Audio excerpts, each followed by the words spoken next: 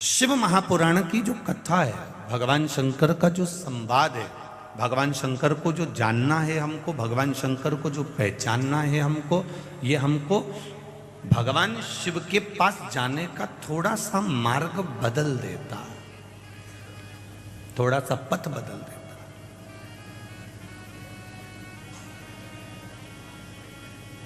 मैंने तेरे ही भरोसे, ओ बाबा तेरे ही भरोसे, हवा बिच उड़ती जावांगी, बाबा डोर हटो छठी नाम में कटी जावांगी, भोले में तेरी पतन, शंभू में तेरी पतन। भगवान शिव की कथा कर रही है।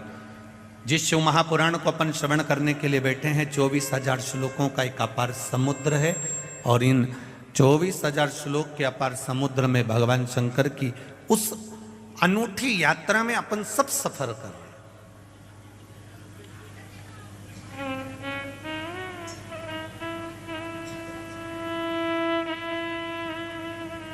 और उस यात्रा का जो सुख है, उस यात्रा का जो आनंद है, वो अपने आप में एक अविरल आनंद है। कथा कह रही है,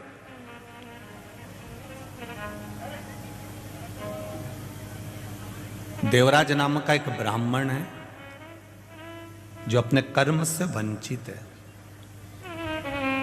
वो अपने कर्म से वंचित रहा। ब्राह्मण कुल में जन्म लेने के बाद ब्राह्मण कर्म को नहीं कर पाया। ब्राह्मण कुल में जन्म लेने के बाद वो ब्राह्मण कर्म से वंचित रह गए। ये जरूरी नहीं है कि ब्राह्मण बनने के बाद आप कर्म कांड करें, ब्राह्मण बनने के बाद आप किसी मंदिर को संभालें, या ब्राह्मण बनने के बाद आप किसी मंदिर में पूजन अर्चना करें।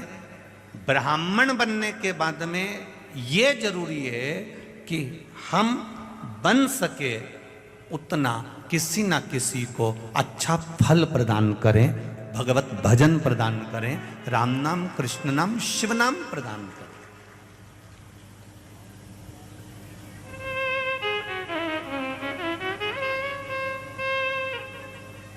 जितना बन सके हम अच्छा देने का प्रयास करें,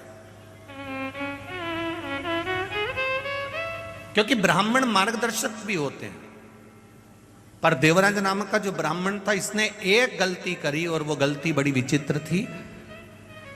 खुद के लिए अगर थोड़ा बहुत जो कमा रहा था, खुद के लिए ला रहा था, वो खुद का जो लेकर आ रहा था, उसमें तो उसको सुख मिल रहा था। पर जब वो गलत संगत में पड़ गया, वैश्यावृत्ति में, जुए में, मांसाहार में, मदिरा पान में, गलत गलत जगह पर जब वो पड़ गया, तब उसको धन की अधिक जरूरत पड़ने लगी। और जब धन की अधिक जरूरत पड़ने लगी तो वो धन लाने के लिए आतुर हुआ। अच्छा, पहले भी कथा में काज फिर कह रहे हैं आप लोगों से, पेट भरने की जवाबदारी मेरे भोलेनाथ जी की है, क्योंकि जन्म उसने दिया है तो मृत्यु भी वो देगा, और पेट उसने दिया है तो भरेगा भी वही। पेट भरने की जवाबदारी देवाधिदेव महादेव की है, पर तुम्हारे घर की पेटी भरने की जवाबदारी देवाधिदेव महादेव की नहीं। अब पेटी अगर तुम्हें भरना है तो तुम अपने हिसाब से भर सकते हो। थोड़ा छल कर कर, थोड़ी बेईमानी कर कर, थोड़ा कपट कर कर, कोई थोड़ी बहुत निंदा आदि कर कर, थोड़ी बहुत किसी की प्रशंसा कर कर, थोड़ा बहुत कहीं ना कहीं किसी ना किसी रूप में पेटी अगर बनना हो तो बात दूसरी है कि आप पेटी भरना चाहते हो। पर पेट उसने दिया है तो भरने वाला भी वही है।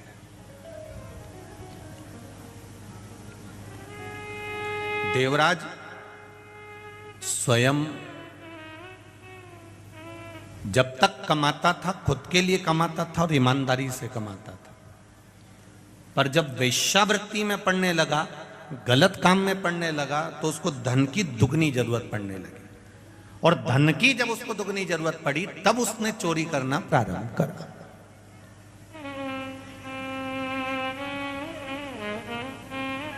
तब उसने चोरी करना प्रारंभ करा।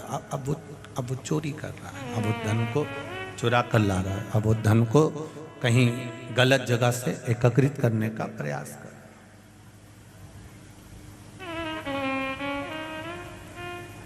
शिव महापुराण की बात कथा एक बात और कहती है,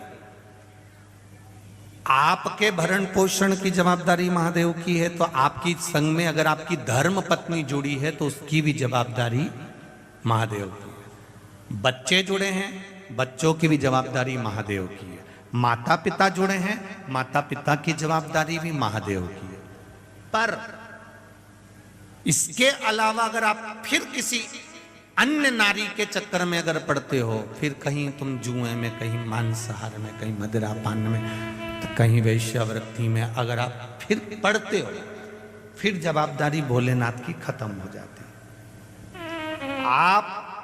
आपके बच्चे, आपका परिवार, आपकी पत्नी, आपके पुत्र और आपके माता पिता, बहन भाई, कुटुंब की जवाबदारी महादेव की है।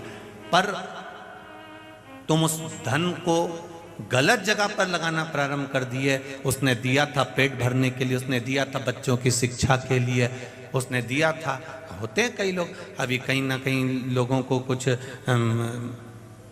गवर्नमेंट से या प्रशासन से कोई थोड़ा बहुत पैसा मिल जाता है। अब वो मिला था किसी काम के लिए और मालूम पड़े लगा दिया किसी दूसरे काम में।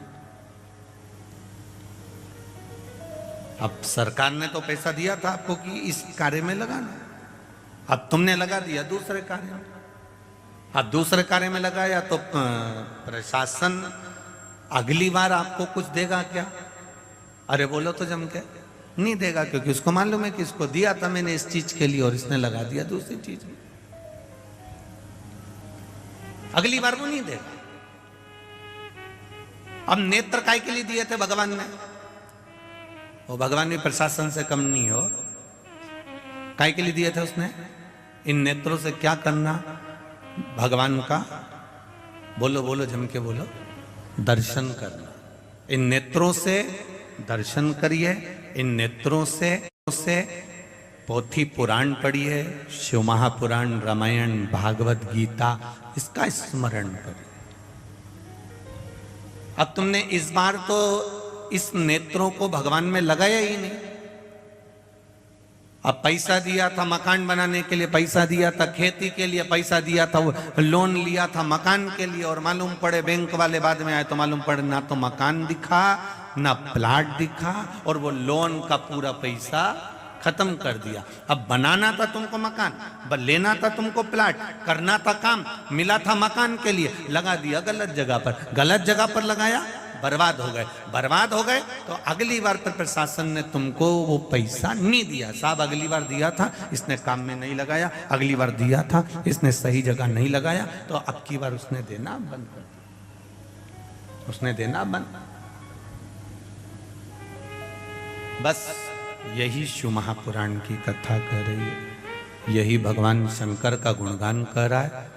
एक बार उसने देख लिया नेत्र देखकर कि इसने नेत्र सही जगह लगाया कि नहीं लगाया। अगर एक बार इसने नेत्र सही जगह नहीं लगाया, फिर अगली बार तुम तैयारी कर कर बैठो कि नेत्र।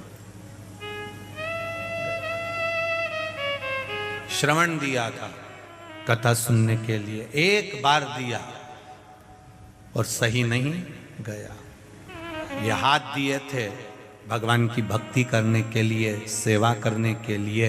कोई बुजुर्ग है, कोई गरीब है, कोई किसी रूप में तकलीफ में है, कहीं भजन हो रहा हो तो इससे सेवा करना, पर हाथ भी सेवा में नहीं लगे तो वो भी चलेगा। पांव दिए थे भगवत भजन के लिए। हमारे मालवा के संत श्री नागर जी महाराज बड़ा सुंदर कहते हैं, हाथ दिए रे तूने दाता बन के, कभी नहीं दान कियो, दयालु मैंने अवगुण बहुत कियो। पाँव दिए रे तूने दाता बन के, कभी नहीं तीरथ कियो, दयालु अवगुण बहुत कियो। नेत्र दिए रे तूने दाता बन के, कभी नहीं दर्श कियो। दयालु मैंने अवगुण बहुत कियो। फिर संसार सागर में आने के बाद मैंने करा क्या? जब इतना सुंदर शरीर दिया और शरीर का मैंने सदुपयोग नहीं करा, फिर संसार सागर में आकर मैंने किया क्या?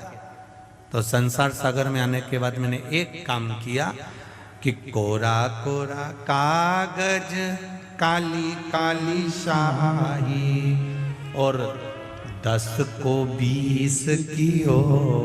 दयालु मैंने अवगुण बहुत कियो। इस संसार सागर में आने के बाद में इस संसार सागर में आने के बाद मैंने केवल एक काम करा, 10 को 20 कैसे करा जाए उसको सोचा जाए, उसका विचार किया गया।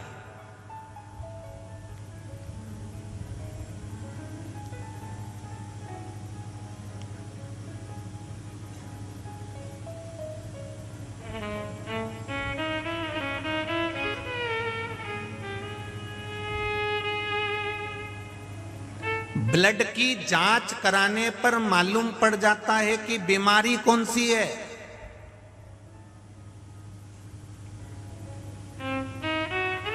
और कथा कराने से मालूम पड़ जाता है कि भक्त कितने हैं।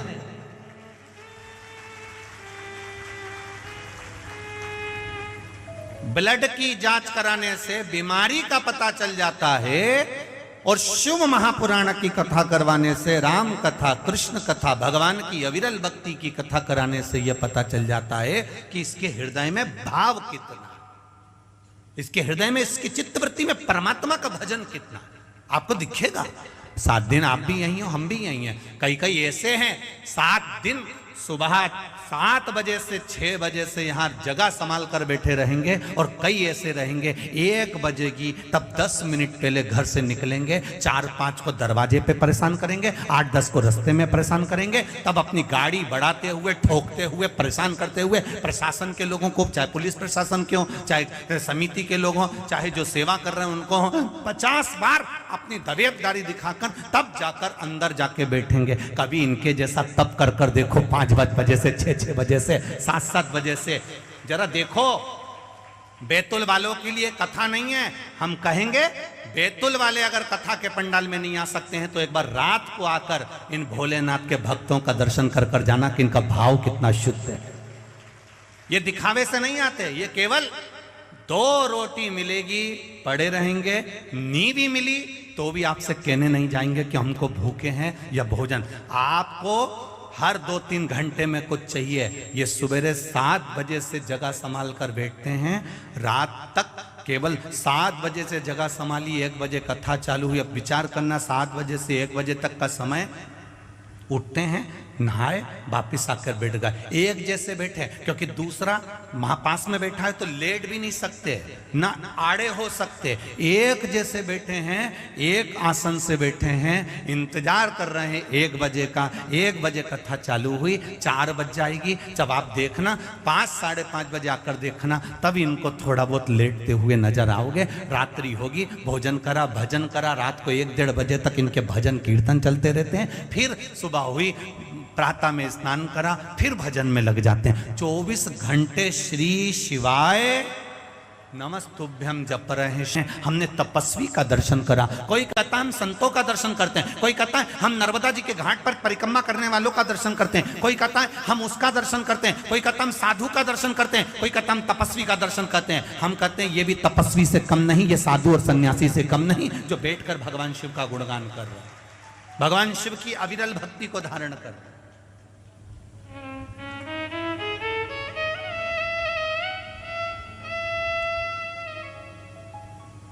इतने बैठे हो लाखों में, ये कईयों के पत्र आए और ये पत्र और भी पढ़े, अभी तो शुरुआत है, कईयों के आए। आप भी कथा सुन रहे हैं और ये भी कथा सुन रहे हैं। 2 अंतर इसके अंतर्गत में, एक अंतर का विषय ध्यान रखना, जितनी देर सुनना है दिल से सुनना, घर से चलो तो कहकर आना मुझे शिव महापुराण की कथा सुनने जाना है, मैं आराम से जहाँ जगह मिल जाएगी वहाँ सुनूंगी और भगवान की अविरल भक्ति को धारण करूंगी। मुझे मालूम है 7 दिन अगर मैंने कथा का रसपान कर लिया तो मेरा महादेव मेरी जरूर सुनेगा, ये निश्चित है। मुझे कथा सुननी,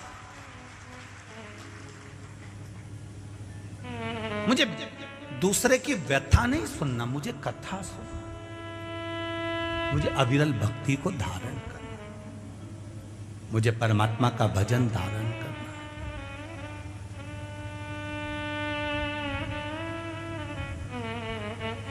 और जब तक वो नहीं चाहेगा तब तक आपको आनंद की अनुभूति नहीं हो सकती। कहीं कृपा, कहीं माँ ताप्ती की कृपा और कहीं माँ नर्मदा जी की कृपा और कहीं मेरे भोलेनाथ जी की करुणा हुई है तो बैतुल में ये शिव महापुराण की कथा मिली है, नहीं तो बाबा की कहीं योग संजोग। और वो भी कथा कोई आज की नहीं है, बैतुल की कथा की अभी इनको 1 साल में मिल गई और कथा की बुकिंग हो गई। आप पूछना इन परिवार से, 2 साल पहले की कथा बुकिंग है और 2 वर्ष पहले ये कथा बुक हुई थी, तब जाकर अब उस समय पर जो कथा का स्वरूप था उस हिसाब से इनने व्यवस्था के अनुसार चले। फिर कथा का स्वरूप बढ़ता गया, लाखों में भीड़ आने लगी, फिर व्यवस्था बढ़ी, तो धीरे धीरे धीरे धीरे धीरे धीरे कहीं कहीं शिव ने संभाल लिया, शंकर के रूप में पूरे बैतुल वासियों ने संभाल लिया और इस कथा का आनंद शिव कृपा से। शंकर भगवान की उदारता बिना नहीं हो सकता।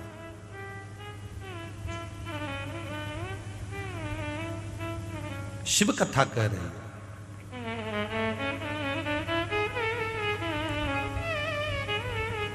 देवराज ब्राह्मण का पेट भरने का जवाबदारी भोलेनाथ जी की है, आपकी और हमारी पेट भरने की जवाबदारी भोलेनाथ जी की है।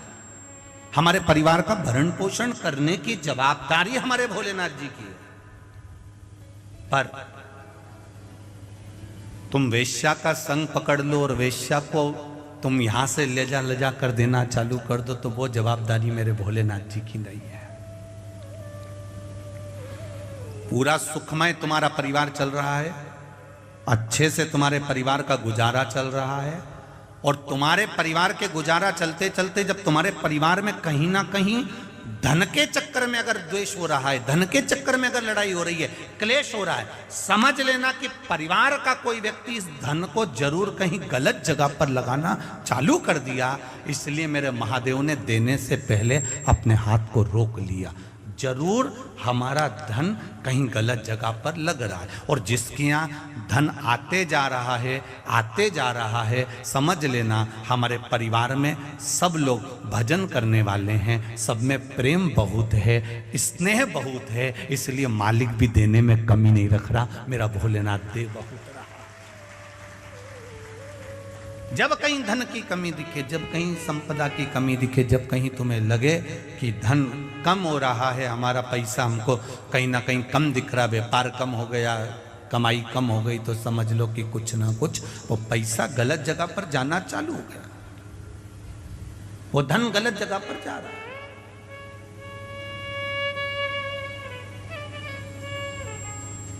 पहचानो,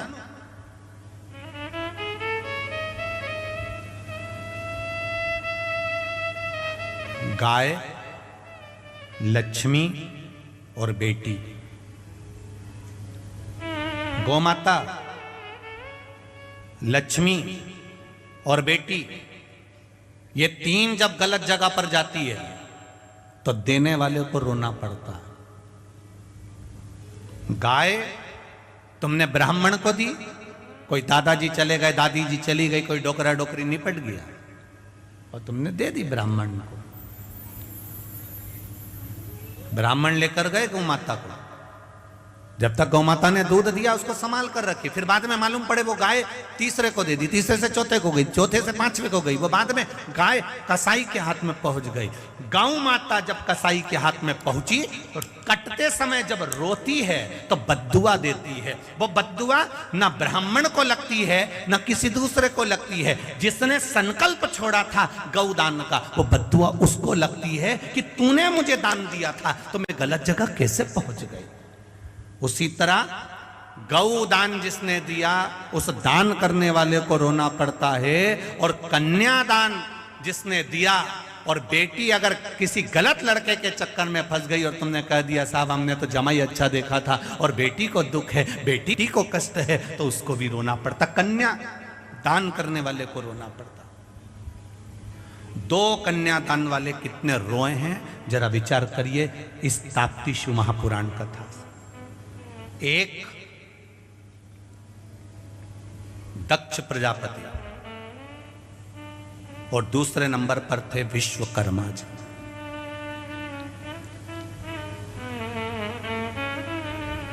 दो कन्यादान करने वाले कितने रोए, ये ताप्ती शिव महापुराण प्रारंभ हो गई यहां से। 2 कन्यादान वाले कितने रोए हैं अगर उन रोने वालों का स्मरण करा जाए तो एक है दक्ष प्रजापति और दूसरे हैं विश्वकर्मा जी। भगवान विश्वकर्मा और प्रजापति दक्ष, ये जो जितने रोए हैं इनके बराबर कन्यादान करने वाला क्यों? दक्ष प्रजापति को रोना इस बात का आया मैंने बेटियों का विवाह करा, मैंने अपनी बेटी का विवाह ये चंद्रदेव के साथ में करा, और चंद्र मेरी केवल एक बेटी को चाहता है और बाकी की बेटियों का अपमान करता है।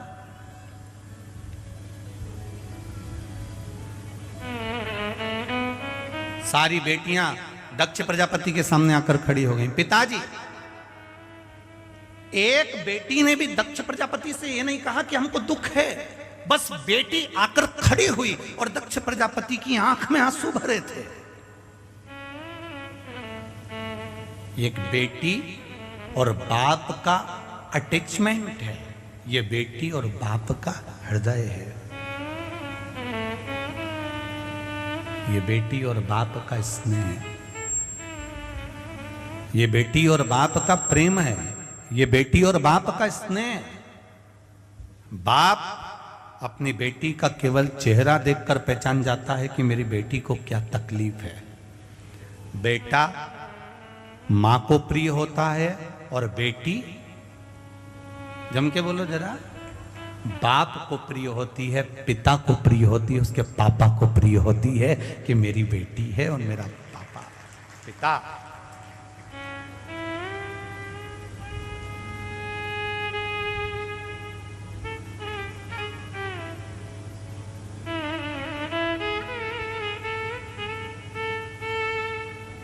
मायके का मतलब मालूम होता है सबको?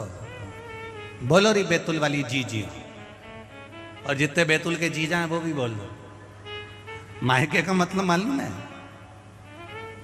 जहां पर जाने पर माँ और माया दोनों मेरी हो वो मायका कहलाता है। मायके में जाने के बाद बेटी कह दे पापा ऐसा, तो पत्थर की वकील मेरी छोरी ने कहा अब तो ऐसा करूंगा ही सही, अब करूंगा ऐसा। मां मेरी माता ने जो कहा है मैं उसके अनुसार करूंगा। जहां पर मां और माया दोनों मेरी है वो मायका है। शादी हो गई, दूसरी जगह चली गई ससुराल, फिर भी जब वो मायके में आए तो उसको लगना चाहिए कि जीजी तुम्हारा ही है सब कुछ। अलमारी खोल दूं, साड़ी निकाल दूं, लो पहन लो। पर तुम्हारे अलमारी खोल दूं और साड़ी निकाल दूं पहन लो, ये तो बहुत दूर की बात हो गई रही मेरी बैतुल वालियों, बहुत दूर की हो गई।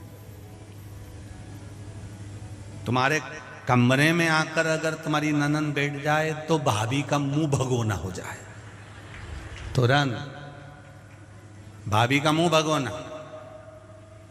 ये जीजी में अक्ल नहीं है क्या?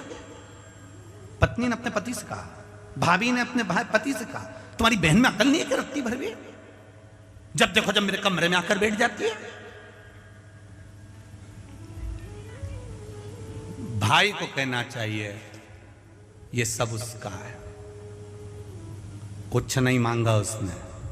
घर से जब गई थी, पिता ने कन्यादान में जो दे दिया, एक फ्रिज, 7,000 की अलमारी, वॉशिंग मशीन, मिक्सर भी ऐसा दिया जिसमें मूंगफली का दाना भी नहीं पिसाया। ये सब जो दिया था, थोड़ा बहुत सामान और देकर एक बार में विदा कर दिया था। बस उस दिन लगा कि ये सब कुछ नहीं है। पर भाई को बोलना चाहिए कि तू बहन से इतना मत चिढ़, ये सब कुछ उसी का है। खुशी खुशी सब छोड़कर ससुराल चली गई, सब छोड़ गई।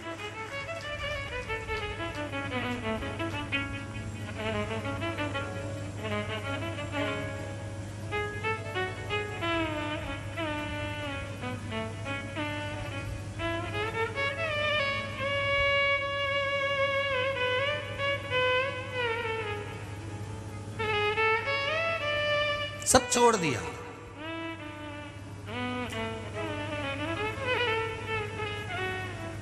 दक्ष प्रजापति को मालूम है मेरी बेटी को दुख क्या है, पर मेरी बेटियां मुंह से तो कहे कि मुझे तकलीफ ही है। विश्वकर्मा जी को मालूम है कि मेरी बेटी को संज्ञा को दुख क्या है, पर संज्ञा एक बार तो मुंह से कहे कि पिताजी दुख ही है।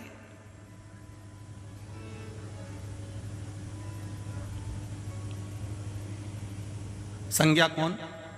सूर्य नारायण भगवान की पत्नी।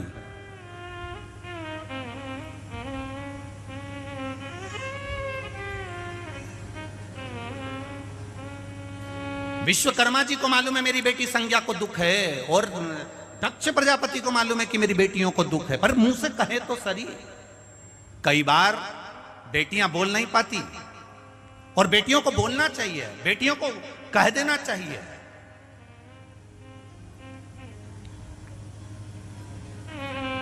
और पिता का प्रेम किसको कह सकते हैं, पिता की करुणा किसको कह सकते हैं? वो दिल्ली में जो श्रद्धा के 35 टुकड़े हुए, किसी को ज्ञात नहीं था, केवल एक पिता का दिल कचोट गया। और पिता ने सोचा बहुत दिन से श्रद्धा की खबर नहीं आई। पिता उसी समय दिल्ली पहुंच गया। फिर उसने ढूंढना चालू करा। जब कुछ हाथ नहीं लगा, तब फिर पुलिस प्रशासन के पास गया। तब जाकर खुलासा हुआ उस बाप के सामने कि बेटी के 35 टुकड़े हो गए। बाप और बेटी का अटैचमेंट किसको कहते हैं? बेटी और बाप का स्नेह किसको कहते हैं? बेटी की आंख में आंसू आते हैं और बाप पहचान जाता है कि मेरी बेटी क्यों रोई है। उसकी आंख में अश्रु कैसे आ गए, उसके नैनों में जल कैसा आ गया।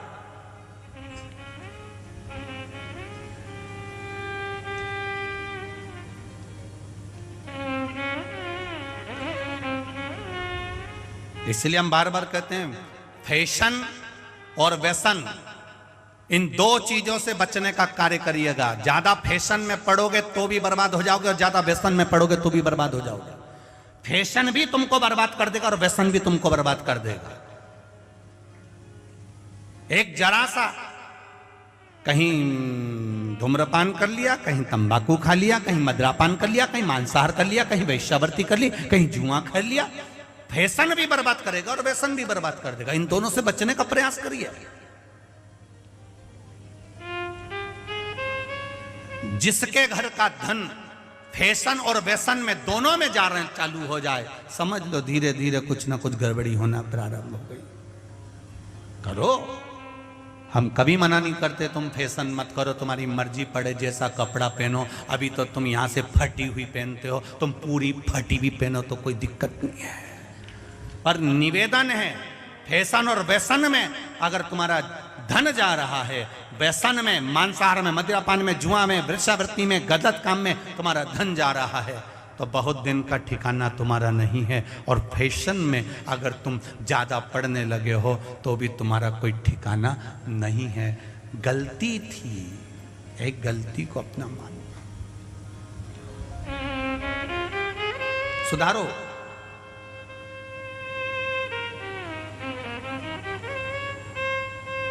बहुत मर्यादा से हम लोग कथा कर रहे हैं, आज पहला दिन है इसलिए शांति से। हमें भी देखना पड़ता है कि भगोनी के चावल कैसे हैं।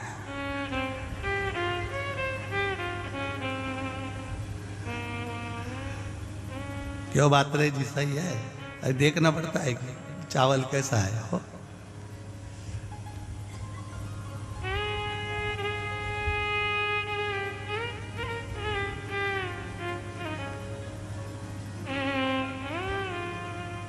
पर चावल जोरदार तो है, जब ये तो बैठने की जगह तक नहीं बची, सब खड़े हैं पीछे, ढेर लगे हुए अपार, इतना भीड़ है, सबका प्रेम।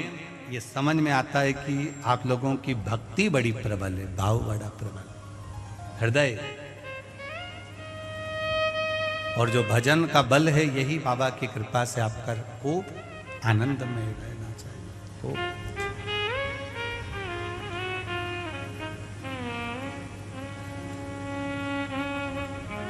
महाराज शिव कथा कह रही है, भगवान शंकर की करुणा कर रही है। पिता पुत्री का मुख देखकर पहचान जाता है तकलीफ क्या है। दक्ष प्रजापति को भी रोना आया अपनी बेटियों को देखकर, और विश्वकर्मा भगवान को भी रोना आया था अपनी बेटी को देखकर, संज्ञा को देखकर। आंखों में जल भरा हुआ था।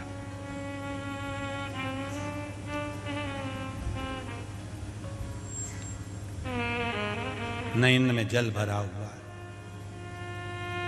दक्ष प्रजापति ने भी अपनी बेटियों से पूछ लिया था कि बात क्या है, कुछ बोलोगी तुम? 3 बार मेरे पास में सारी की सारी बेटियां आ चुकी हैं, मेरी पूरी कन्याएं आ चुकी हैं, पर तुम बोलती क्यों नहीं हो? हुआ क्या? चंद्र ने कुछ कहा तुमको? कुछ बोला तुमको? नहीं बोला। छोटा मोटा दुख होता है ना, तो ये भारत भूमि की जो मेरी बेटियां हैं, छोटे मोटे दुख को तो सहन कर लेती हैं, छोटी मोटी तकलीफ को सहन कर लेती हैं, छोटे मोटे कष्ट को सहन कर लेती हैं। भारत की बेटियां बोलती तब है जब अति हो जाती है, अति जब हो जाए तब भारत की बेटियां बोलना चालू करती हैं।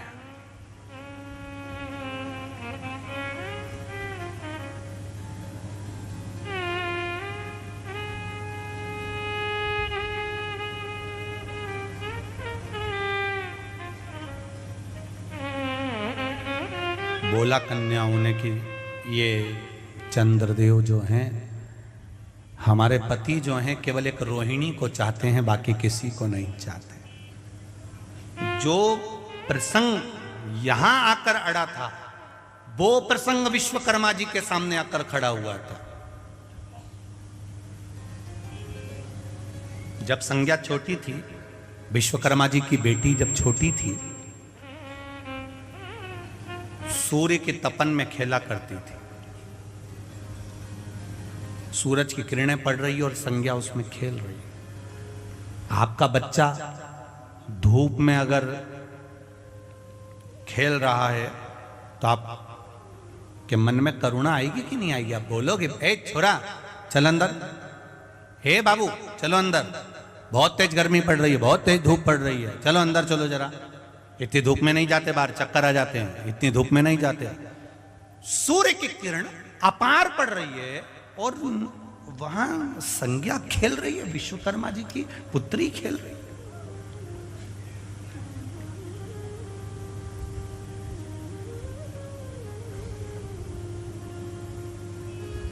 विश्वकर्मा जी की धर्मपत्नी ने आवाज लगाया, संज्ञा, ए संज्ञा इधर आओ। संज्ञा आने को तैयार नहीं, खेलती रही। तब विश्वकर्मा जी ने उसको पकड़कर अपने कक्ष में लेकर आए। विश्वकर्मा जी ने कहा, संज्ञा इतना तपन हो रहा है, इतना धूप पड़ रही है, इतनी गर्मी पड़ रही है, इतना सूर्य की किरणें पड़ रही है, और तुम उस सूर्य की किरणों में खेल रही हो। विश्वकर्मा जी ने अपनी धर्मपत्नी से कहा, मुझे लगता है हमारी बेटी को सूर्य की किरणें अच्छी लगती है, इसलिए तपतपाती हुई किरणों में, सूर्य की तपतपाती हुई किरण के अंतर्गत धूप में हमारी बेटी चली जाती।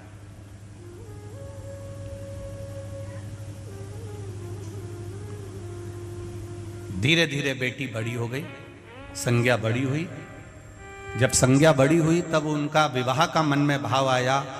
तब संज्ञा को लेकर विश्वकर्मा जी पूरे ब्रह्मांड में घूम रहे हैं हाथी पर बिठाकर कि मेरी बेटी को मैं ब्याहना चाहता हूं और इसके लायक जो वर होगा मैं उससे विवाह करूंगा। आपसे भी निवेदन है, अगर तुम्हारी बेटी पढ़ी लिखी है तो उससे दुगना पढ़ा लिखा उसका वर होना चाहिए। तुम्हारी बेटी विद्वान है तो उससे दुगना विद्वान उसका वर होना चाहिए। रामचरितमानस तक में वर्णन आया है कि सीता मैया की विद्वत्ता से दुगना विद्वान राम जी को ढूंढा गया था।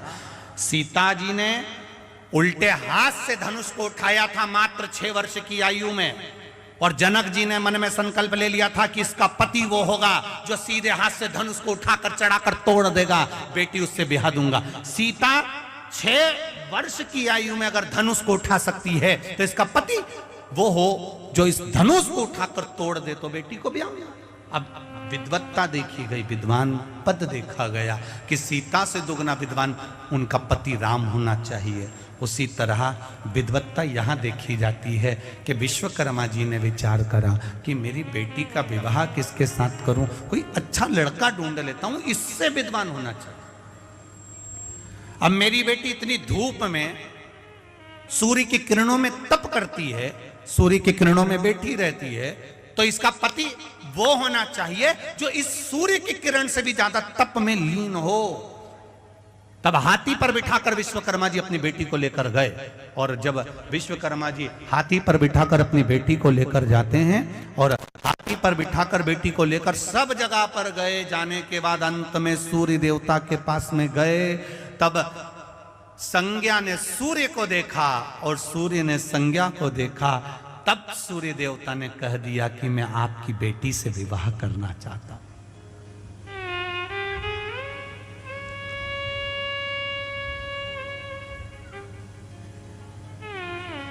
क्या आपकी बेटी से मैं विवाह कर सकता हूं?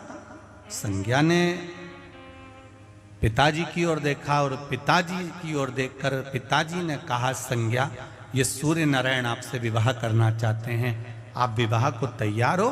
संज्ञा कहती है, मेरे पिता ने मुझे पाल पोस कर बड़ा करा, मेरे पिता ने मुझे आज इतनी उम्र दी है, मेरे पिता ने मुझे अपनी गोदी में बिठाकर मुझे रोटी का निवाला खिलाया है, मेरे पिता ने मुझे वस्त्र आभूषण से सजाया है, मेरे पिता ने मुझे विद्याध्ययन कराया है, मेरे पिता विश्वकर्मा जहां चाहें बेटी का विवाह कर सकते हैं, मैं मना नहीं करूंगी। ये संज्ञा के शब्द आपकी भी जिंदगी में आना चाहिए। हम पहले भी कथा में कहे, आज फिर कहते हैं, केवल एक बेटी ऐसी होती है जो पिता को स्वर्ग पहुंचा सकती है, एक बेटी ही ऐसी होती है जो पिता को 94 तरह के नरक में डाल सकती है। जिस पिता के घर में बेटी का जन्म होता है, जिस घर में बेटी जन्म लेती है, वो बेटी अपने पिता को कन्यादान का मौका अवश्य दे। कन्यादान एक ऐसा दान होता है कि माता और पिता 94 नरक में ना पड़कर सीधे बैकुंठ में चले जाते हैं, केवल एक कन्यादान करने पर, केवल एक कन्यादान करने पर।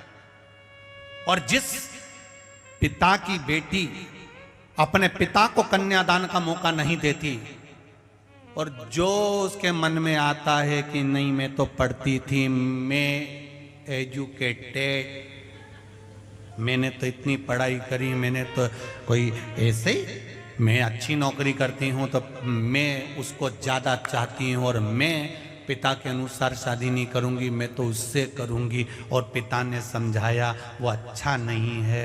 देख, हाथी के दांत दिखावे के अलग होते हैं और अंदर के चबाने के, बोलो बोलो रे बैतुल वालों, अलग होते हैं। दिखावे का दांत अलग होता है और चबाने का दांत अलग होता है। ऐसे कई लोग हैं जो तुम्हारे सामने आएंगे, गाड़ी का हॉर्न बजाएंगे, तुमको गाड़ी पे बिठाएंगे, चाउमीन खिलाने ले जाएंगे, पानी पता से खिलाने ले जाएंगे, होटल ले जाएंगे। ईमानदारी से देखा जाए तो गाड़ी भी इनकी नहीं होती और पेट्रोल भी इनका नहीं होता, वो तो सुधरने आ जाती है तो लेकर चले।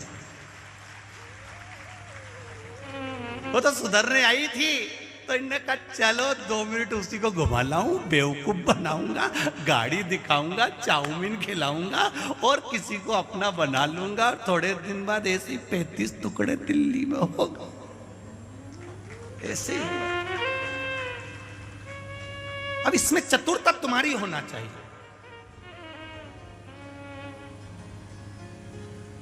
चाउमीन खा लो, मना नहीं, पर शादी तो मेरा पिता कहेगा उसी से करूंगी। कन्यादान का मौका मैं अपने पापा को दूंगी, कन्यादान का मौका मेरे अपने बाबुल को, अपने पिता को दूंगी।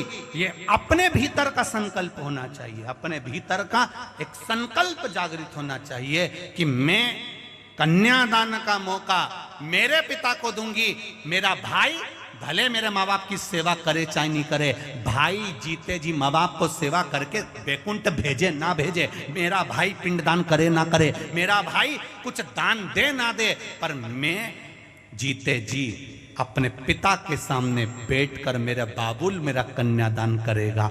जिस दिन कन्यादान बेटी का होता है उस दिन बेटी पिता को बैकुंठ भेज देती है। फिर हमारा सनातन धर्म, हमारा हिंदू धर्म, हमारा सनातन धर्म कहता है कि पहले के जमाने में पिता और माता तीर्थ भी जब जाते थे, जब कन्या की, अरे बोलो बोलो जरा, शादी कर देते थे। उसका मतलब ये होता था तीर्थ जाने का कि मतलब अब बेटी का ब्याह हो गया, अब अपन तो चलो बैकुंठ चले, अब अपने को कोई मतलब नहीं, बस बेटी का ब्याह। तो छोरा हुन भिनक जाते थे। ये जो बेटे होते थे ना, ये बहुत बुरा लगता था इनको, बेटी का कन्यादान हो गया और तुम तीर्थ चल दिया। तुम कहते हो बेटी की शादी हो जाए और तीर्थ हो गया। हाँ, हम क्या ताप्ती में भेकिया है? हम भी तो है। पिता और माता को भी मालूम है बेटी की शादी हो गई तो समझ लो तीर्थ हो गया, और बेटा की शादी हो गई और जगदम्बा घर में आ गई तो बैकुंठ जैसा घर भी सुबह शाम देवी की आरती की आवाज आएगी। सुबह शाम एक ही आरती चलेगी, अम्बे तू है जगदम्बे काली, जय हो बेतुल।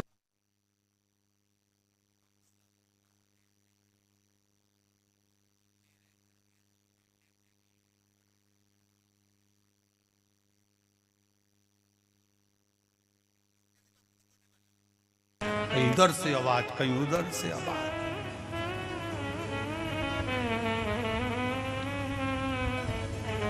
सास और बहू की जब लड़ाई होती है वास्तव में बहुत आनंद की लड़ाई होती है, बहुत आनंद की होती है।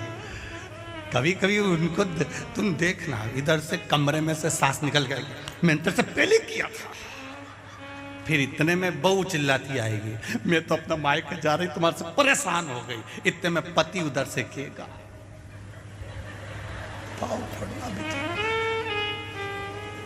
ये मंदिर में जो घंटा टंगता है ना बीच में, बस वो स्थिति जीजाओं की है, वो स्थिति। बेचारा ये कुछ बोले तो घंटा बजे, ये कुछ बोले तो घंटा बजे, परेशान। थोड़ा नियमता में, आनंद में, सुख में कन्यादान का मौका दो अपने माता पिता को, जीवन सार्थक होगा। कहा संज्ञा से विश्वकर्मा जी ने कहा, बेटी सूर्य नारायण भगवान मांग रहे हैं आपको, कन्यादान कर दूं? संज्ञा ने कहा जहां मेरा पिता चाहे वहां कन्यादान करो। सूर्य देवता ने कहा संज्ञा मैं शादी तो तुमसे करना चाहता हूं, विश्वकर्मा जी भी राजी हैं, आप भी राजी हो, पर एक बात कहना चाहता हूं, मेरे तप को क्या तुम सहन कर सकती हो? कितनी तेज किरण है मेरी, कितना प्रकाश है मेरा, कितनी तपन है मुझ में, क्या तुम उस तपन को सह सकती हो? संज्ञा ने कहा, जिस घर के संस्कार अच्छे होते हैं उस घर में बेटी ये सीख कर जाती है कि अगर ससुराल में दुख भी मिलेगा तो थोड़ा सहन करना है, दौड़ दौड़ कर मायके नहीं आना है। ये संस्कार बोलते हैं, ये संस्कार कहते हैं।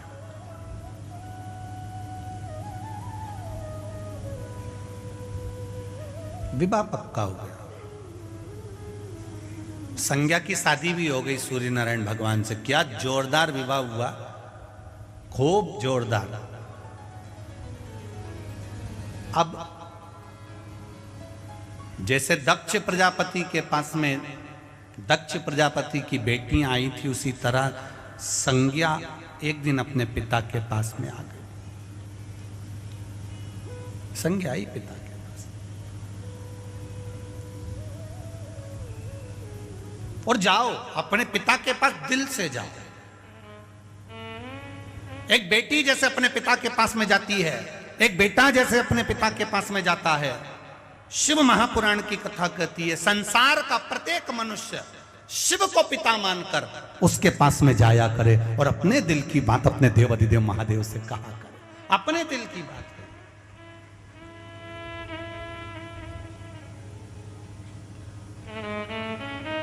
अपने हृदय की बात कहे।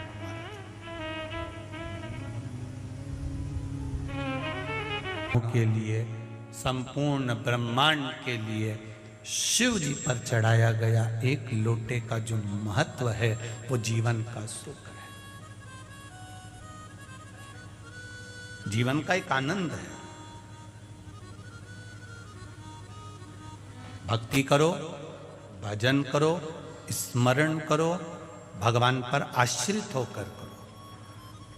पाप करो तो ये सोच कर करना, जब जब तुम्हारा मन पड़े ना पाप करने का, तो एक बार किसी धोबी का घर देखिए ना। धोबी के घर में क्या होता, कपड़े को कूटते हैं। कूटते कि नहीं कूटते? धोबी बराबर दुनिया में कोई गुरु नहीं हो सकता। कितना ज्ञान देता है उसके बराबर दुनिया में कोई ज्ञान नहीं दे सकता, जितना हमें धोबी से ज्ञान प्राप्त होता है।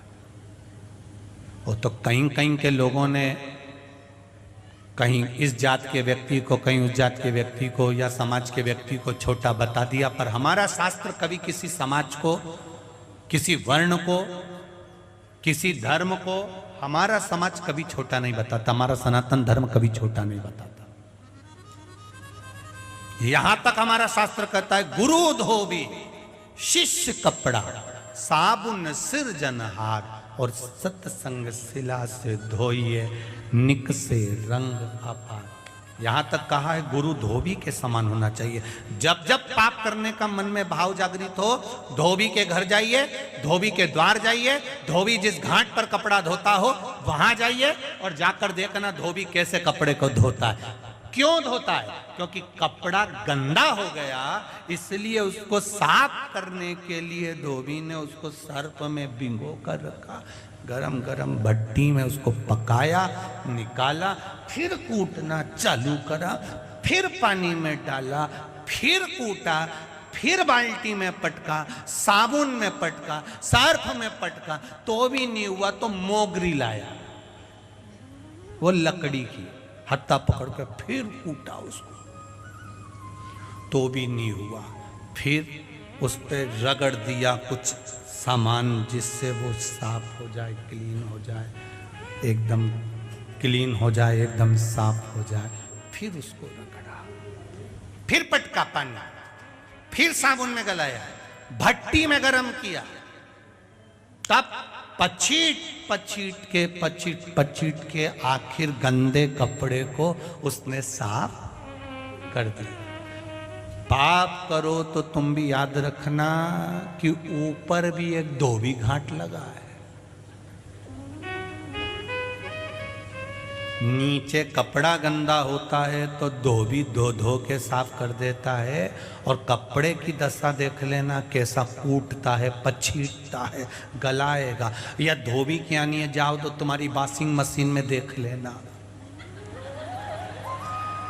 वॉशिंग मशीन सरफ डाल डाल के तुम्हें हिलाते ही रहेंगे, हिलाते ही रहेंगे, हिलाते ही रहेंगे। फिर देखेंगे साफ नहीं हुआ तो बाथरूम में ले जाके फिर पछीटेंगे, फिर वापस वॉशिंग मशीन में ले जाकर फिर हिलाते डालेंगे। फिर बस ऊपर भी लगी है एक वॉशिंग मशीन। देख लिया इसने खूब गलत काम किया है, खूब चोरी करी, खूब निंदा करी, खूब मदिरा पान मांसाहार वेश्यावृत्ति जुआ, खूब गलत गलत काम करे, लोगों को तकलीफ पे तकलीफ दी। भगवान ने भी कह दिया आन दो इस कपड़े को ऊपर, आन दो, धोएंगे जम के। अलग अलग बाल्टी में धोया, इसलिए शास्त्र कहता 94 तरह के नरक हैं, हर बाल्टी में अलग तरह का सरफ गलाया, अलग अलग सरफों में डाल डाल के धोया गया। जब पाप करो, जब गलत काम करो, जब तुम गलत काम के लिए जाओ तो सोच लेना कि धुलना कितना है। कपड़ा अगर गंदा हो गया तो धो भी धोएगा, और अगर ये शरीर, ये चित्त, ये आत्मा, ये मन गंदा हो गया तो फिर वो परमात्मा धोएगा, वो भी। समझ लो, समझो जरा।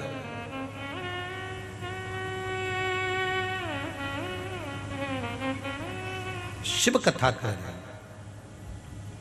संज्ञा देवी पति के साथ में निवास करने लगी।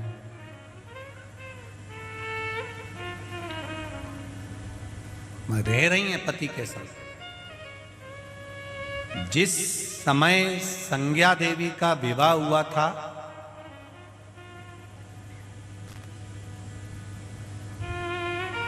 उस समय सुंदर जलवृष्टि का समय था, तो सूर्य की तपन नहीं मालूम पड़ी, सूर्य की तपन नहीं मालूम।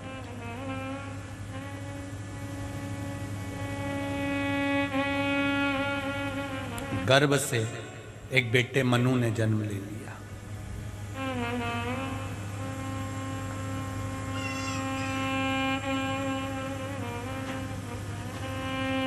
संज्ञा देवी का दूसरा गर्भ था, और तेज सूर्य की किरणें, गर्मी का समय, प्रचंड सूर्य की किरणें थी। आवाज लगाया सूर्य नारायण भगवान ने, संज्ञा, ओ संज्ञा, संज्ञा, ओ संज्ञा। आवाज लगाया सूर्य नारायण भगवान ने। संज्ञा देवी पति के पास आना चाहती है, पर सूर्य की किरण इतनी प्रबल थी कि संज्ञा की आंखें बंद होने लगी। पति को क्रोध आया, अभी तुम हमारे नजदीक में थी और आज हम आपको बुला रहे हैं और आपके नेत्र बंद है। संज्ञा, आप अपने पति से नेत्र तक नहीं मिला पा रही।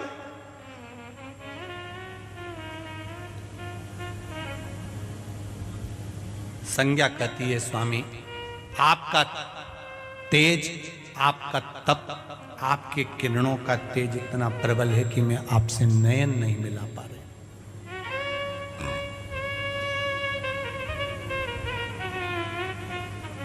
भगवान के सामने संज्ञा देवी ने अपने दोनों नेत्रों को हाथों से ढक रखा है। गर्भ में जो संतान है, जो विराजमान है,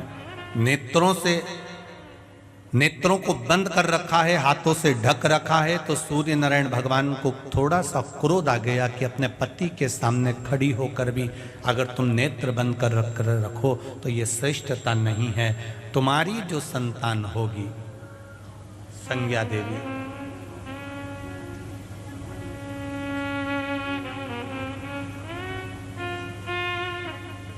कालदंड को धारण करने वाली हो।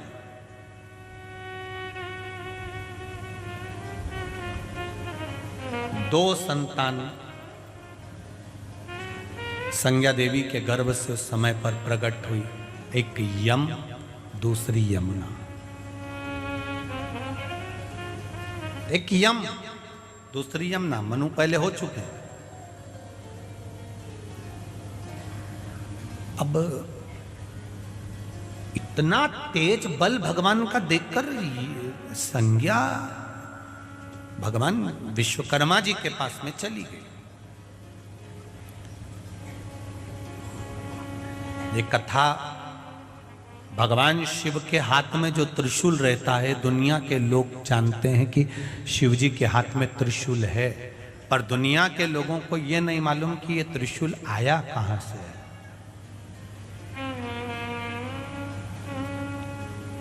इस त्रिशूल को बनाने वाला कौन है, इस त्रिशूल को लाने वाला कौन है, यह त्रिशूल आया कहां से? भगवान नारायण के पास में भगवान शिव का जो सुदर्शन चक्र है वो आया कहां से? उसको लाने वाला कौन है?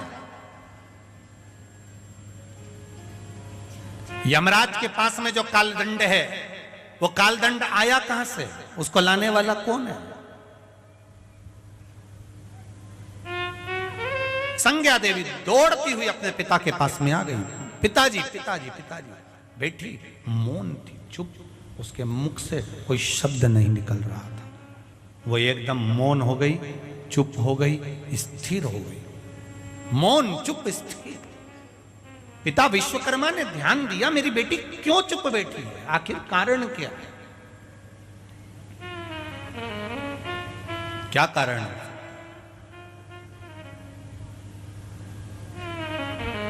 शरीर पर चोट लगे तो वो नजर आ सकती है, पर मन में, आत्मा को जब चोट लगती है तो वो नजर नहीं आती, वो अंदर से घात करती जाती है, घात कर रही है।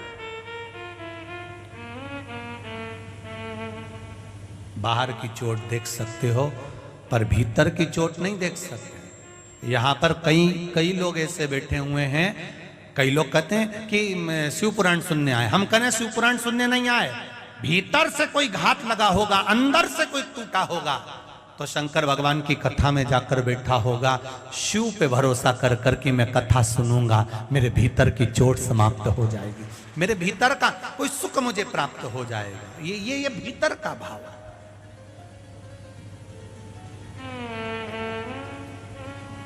एक पत्र में किसी ने लिखा है कि गुरुजी, हमने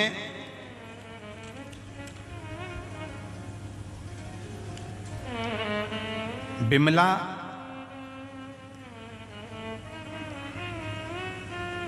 बोबड़े मुल्ताई की निवासी हूं।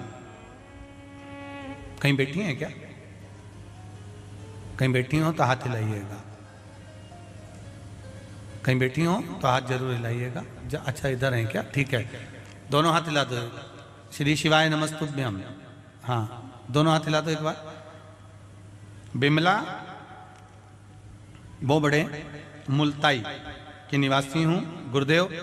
बेटे की शादी को 4 साल हो गए थे। मैंने सभी डॉक्टरों से इलाज करवाया, पर डॉक्टरों ने एक ही शब्द कहा था कि इनके यहाँ संतान का सुख नहीं हो सकता कुछ प्रॉब्लम के कारण। 2 बार IVI कराया पर वो भी सक्सेस नहीं हुआ। आखिरी में ये मान लिया था कि संतान नहीं होगी, पर एक कथा में आपका स्मरण करा, एक बार मोबाइल पर कथा सुन ली और उसमें आंकड़े की जड़ का प्रयोग और पशुपति व्रत का महत्व बताया। बाबा की गुरुदेव कृपा हो गई। मैं शिव जी को यहाँ पर प्रणाम करने के लिए आई हूँ, नमन करने के लिए आई हूँ, भगवान शंकर को नमन करने प्रणाम करने के लिए आई हूँ कि बाबा ने मेरी बहू की झोली भर दी और उसका 6ठा महीना चल रहा है। मैं बाबा को धन्यवाद देने आई। शिव, बैठिए बहन, बैठिए। शिव पुराण कर रही है, भगवान शंकर का संवाद कर रहा है, शंकर की कथा कर रही है, शिव महापुराण की कथा करी कि दिल से, चित्त से, मन से, वृत्ति से हम जिस भाव में भगवान को भजते हैं, भगवान उस भाव में हमें प्राप्त हो।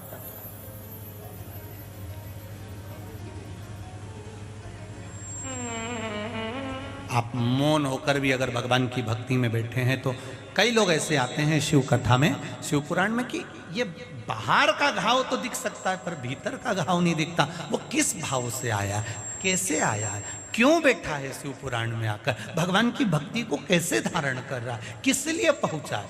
आप में भी कई लोग ऐसे होंगे जो भगवान शिव से कुछ ना कुछ मन से कहने के लिए आए होंगे कि बाबा सब दुख काटो हमारा, ओ भोला सब दुख का दिल से कुछ ना कुछ कहने के लिए आए। शिव महापुराण की कथा कहती है, आप अगर एक क्षण भी भगवान के पास में जाकर बैठे हो, भले आपने कुछ कहा नहीं, पर शिव उसको स्वीकार कर लेते हैं। अभी बड़ोदरा की कथा में कहा था कि सरस्वती जी को भगवान शंकर ने ज्ञान दिया और सरस्वती जी ने शिव जी से कहा कि मैं क्या आपको गुरु मंत्र में दूं, मैं आपको क्या गुरु दीक्षा में दूं, आप बताओ कि गुरु दीक्षा में मैं आपको दूं क्या। शंकर भगवान ने कहा केवल सरस्वती एक काम कर, मेरे दरवाजे पर जाकर बैठ जा, जो मेरे मंदिर के अंदर प्रवेश करे, जो मेरे शिवालय में प्रवेश करे, जो शिव के दरवाजे पर आए वो भले कुछ ना बोले पर उसके हृदय की बात तुम मुझे बता देना, बस इतनी कृपा करना। आप जाकर बैठे हो, शिव को मालूम है कि क्यों आए, क्यों पहुंचे, किस लिए आया। झोली ही मेरी तंग है, तेरे यहाँ कमी नहीं, तेरी कृपा से हूँ यहाँ। ये तेरी दया, ये तेरी उदारता, ये तेरी कृपा है, ये तेरी करुणा है। समय समय पर शुगर और बीपी दोनों टेस्ट कराते रहना चाहिए, उसी तरह समय समय पर शिव महापुराण में आते रहना चाहिए। शुगर और बीपी समय समय पर टेस्ट कराते रहोगे तो तुम्हारा स्वास्थ्य का तुमको स्मरण रहेगा। समय समय पर शिव महापुराण में आते रहोगे तो तुम्हें भी परमात्मा के द्वार जाने का स्मरण बना रहेगा कि मुझे उस परमात्मा से मिलना है, मुझे उसके करीब जाना है, मुझे उसके नजदीक जाना है, उसके पास तक पहुंचना।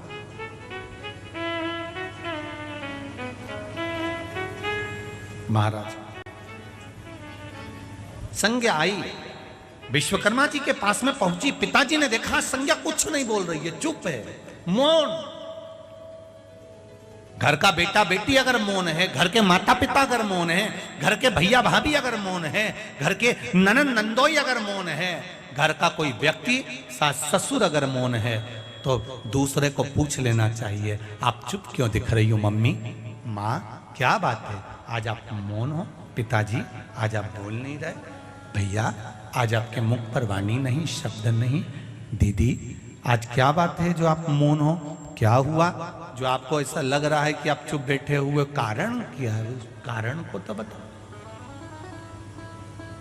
अच्छा कथा में कोई मौन होकर बैठा है तो यहां मत पूछना कि क्यों चुप बैठी है, नहीं तो तुम यहीं चालू हो जाओ, यहां तो चुप ही रहो तो अच्छा है। भगवत भजन वैसे तो देखा बैतूल में अभी कथा में, आज सुबह जब कथा चालू हुई जब से अभी तक ये देखने को मिला, एकदम साइलेंट, एक सुई भी गिर जाए तो मालूम पड़ जाए कि कहाँ गिरी है, इतने प्रेम से आप लोग कथा सुन रहे हो, बस यही भाव है आपका हृदय, ये भगवान शिव के प्रति आपका प्रबल विश्वास, दृढ़ता और भरोसा यही होना चाहिए, विश्वास। संज्ञा तू मौन क्यों है, तेरे चुप रहने का कारण क्या है, तू चुप क्यों है, क्या कारण है कि तू चुप है। संज्ञा ने कहा पिताजी बस मेरे मन की एक बात है, अभी तक तो नहीं कह पाई हूं पर आज मैं आपसे कहना चाहती हूं, आज आपके सामने निवेदन करना चाहती हूं, कुछ बोलना चाहती हूं, बोल संज्ञा। संज्ञा ने कहा पिताजी मेरे पति सूर्य नारायण का तेज बहुत प्रबल, इस कारण मैं उनके सामने जाकर खड़ी नहीं हो पाई तो उन्होंने मुझे श्राप दे दिया।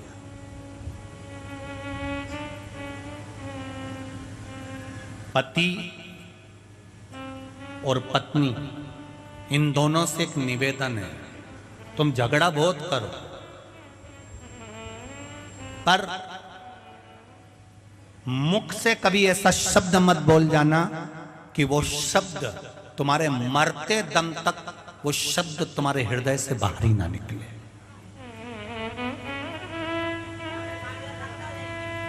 ऐसा शब्द मत बोल।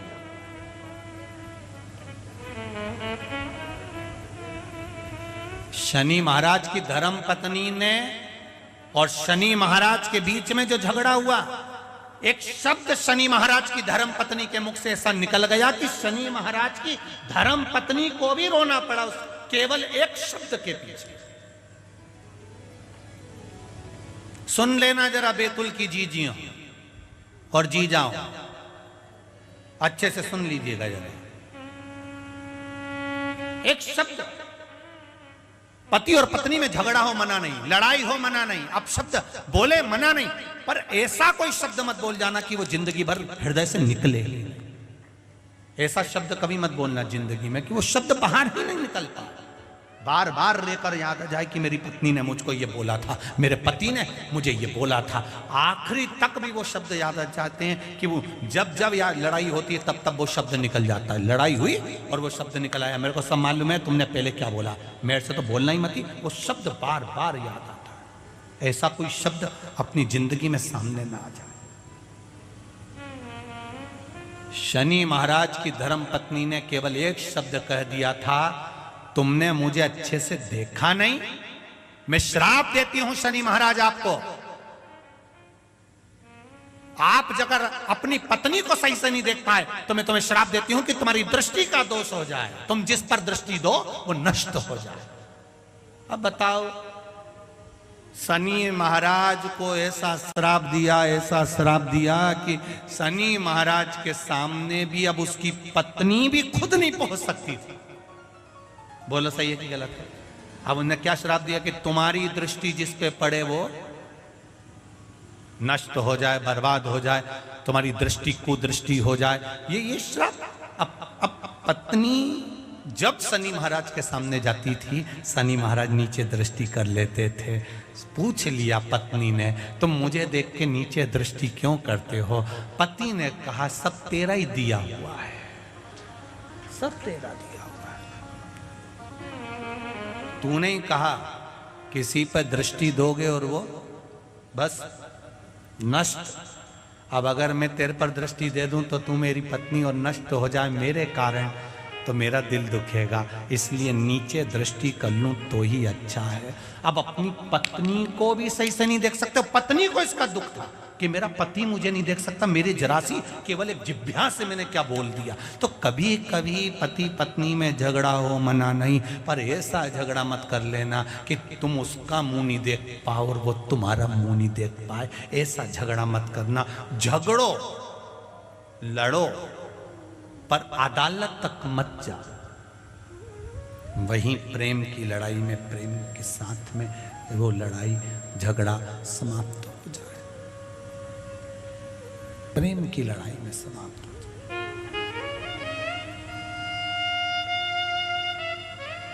अब शनि महाराज को ज्यादा दुख होगा कि उसकी पत्नी को ज्यादा दुख होगा? बोलो बोलो जरा जम के बोलो रे, बोलो रे बैतूल वाले। शनि महाराज को ज्यादा दुख है कि उनकी पत्नी को ज्यादा दुख है? पत्नी को ज्यादा दुख है ना कि मैंने क्या बोल दिया, कैसा शब्द कह दिया, कितना बड़ा श्राप दे दिया, कैसे शब्द कह दिए। अब मैं भी अपने पति के सामने नहीं जा सकती, खड़ी नहीं हो सकती।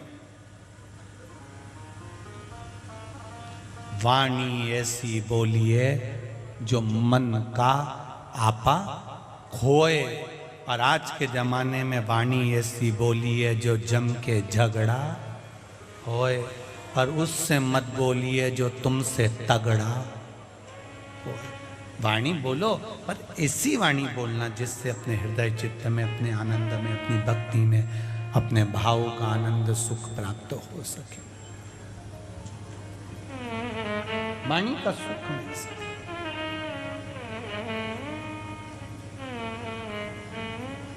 महाराज शिव कथा कर रहे हैं, भगवान शंकर का गुणगान कर रहा है। पिताजी, मेरे पति सूर्य नारायण का तेज बड़ा प्रबल,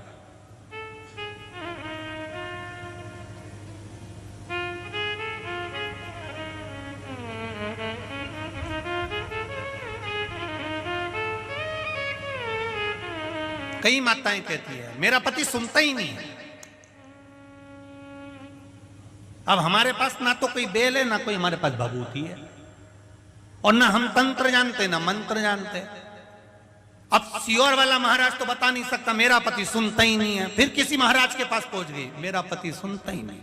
उनने कह दिया ले या ये बेल ले जा, ये भभूति ले जा, ऐसा कर लेना, ऐसा कर लेना, और वो उनके चक्कर में पड़ गई और पति को सुधार रही है पर खुद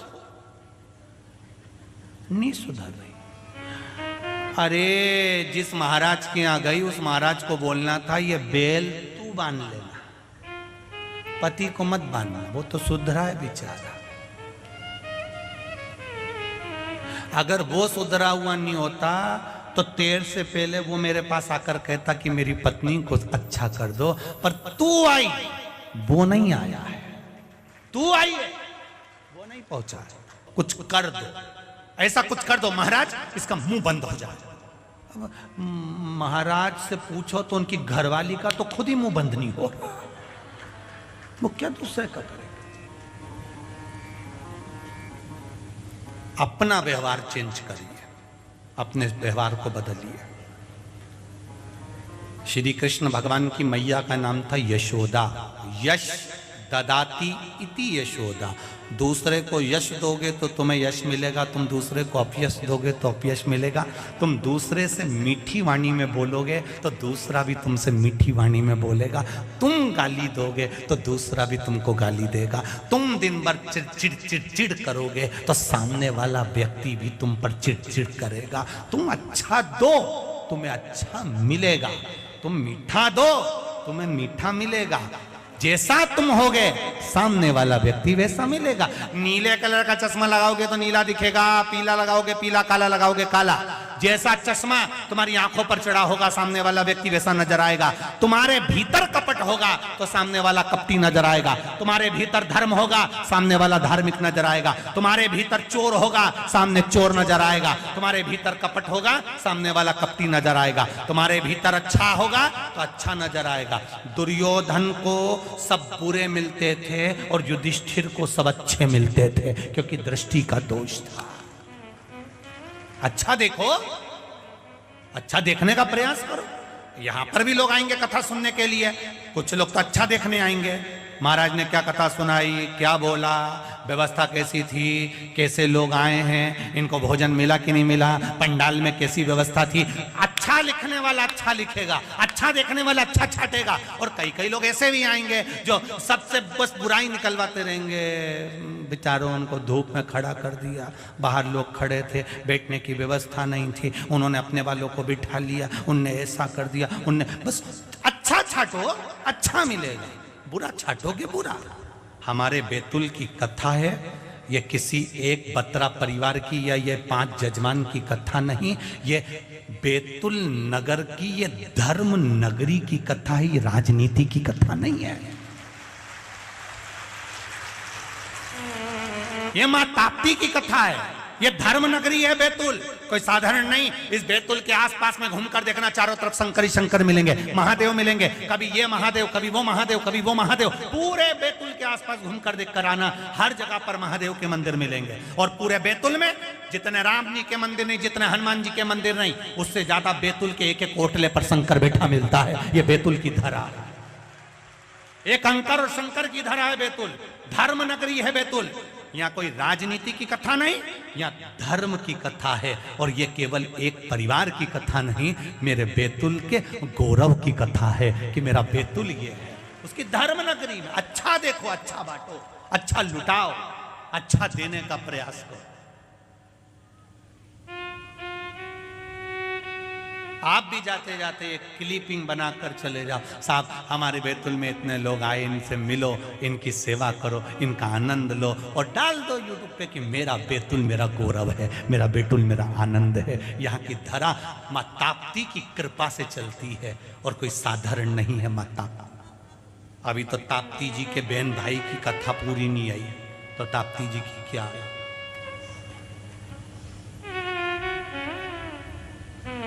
और माता ताप्ती को तो जान दो, ताप्ती जी के पति की ही केवल कथा सुन लोगी तो तुम्हारी जिंदगी सवर जाएगी।